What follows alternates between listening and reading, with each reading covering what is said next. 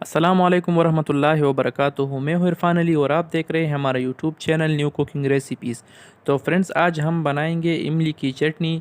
क्योंकि रमज़ान में इमली की चटनी लोग बहुत शौक़ से खाते हैं और ख़ासकर चना चाट और आम चाटों में इसका इस्तेमाल बहुत ज़्यादा होता है, तो इसलिए आज हम इमली की चटनी बनाएंगे। तो चलिए फ्रेंड्स, वीडियो को स्टार्ट करते हैं। तो फ्रेंड्स, यहाँ पर हमने इमली लिया है जिसको हमने 3 घंटे पहले पानी में भिगो को छोड़ा था, ताकि ये अच्छी तरह से जो है ये नरम हो जाए। तो आप लोग इसको इसी तरह से चम्मच की मदद से भी इससे जो गुठलियाँ वगैरह है यानी सीड्स है वो रिमूव कर सकते हैं, और हाथों की मदद से भी कर सकते हैं। तो फ्रेंड्स, यहाँ पर हम इसको हाथों की मदद से अच्छी तरह से इसके जो सीड्स वगैरह है वो निकाल कर इससे निकालेंगे। तो इसी तरह से आप लोगों ने कर लेना है। तो फ्रेंड्स, अल्हम्दुलिल्लाह हमने जो इमली की जो सीड्स वगैरह थे वो एक जाली की मदद से हमने इसको रिमूव किया है, और नीचे बाउल में इसके जो पानी वगैरह थी वो अच्छी तरह से निकल गया है। तो अब हम सीड्स को अलग करके इसको एक साइड पर रखते हैं, और अब हम इमली को कढ़ाई में अच्छी तरह से पकाएंगे। तो फ्रेंड्स, यहाँ पर हमने कढ़ाई को चूल्हे पे रख दिया है, और चूल्हा हमने मीडियम रखना है।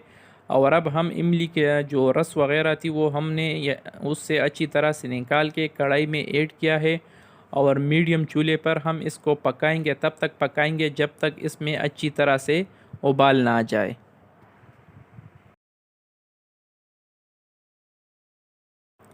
तो फ्रेंड्स, अल्हम्दुलिल्लाह इसमें अच्छी तरह से उबाल आ गया है, और अब हम इसमें ऐड करेंगे हस्ब ज़ायक़ा, हस्ब ज़रूरत नमक। तो नमक भी हमने इसमें ऐड किया है, और अब हम इसमें ऐड करेंगे 2 चम्मच चीनी का। तो आप लोग इसमें गुड़ भी इस्तेमाल कर सकते हैं, लेकिन हम यहाँ पर इसमें चीनी ऐड करेंगे। और 2 चम्मच हमने यहाँ पर इसमें चीनी ऐड किया है, और इसको और मज़ीद पकाएंगे ताकि जो चीनी वगैरह है ये इसमें अच्छी तरह से हल हो जाए और मिक्स हो जाए। तो फ्रेंड्स, फाइनली अल्हम्दुलिल्लाह हमारी जो इमली की चटनी थी वो तकरीबन तैयार होने के मरहले में है, यानी करीब है।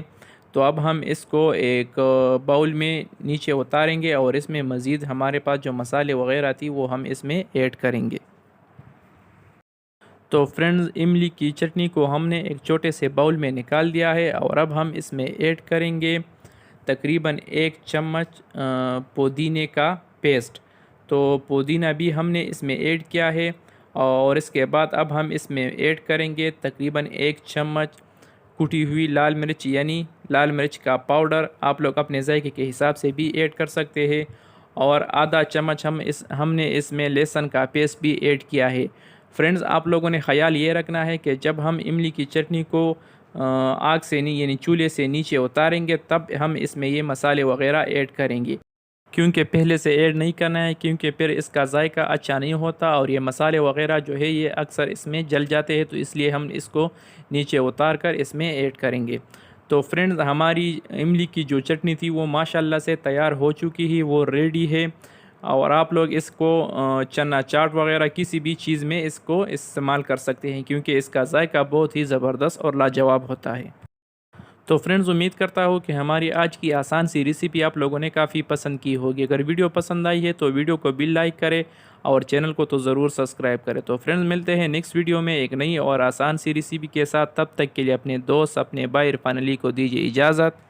जहाँ रहे खुश रहे, और हमें अपनी कीमती दुआओं में ज़रूर याद रखिए। अल्लाह हाफिज़।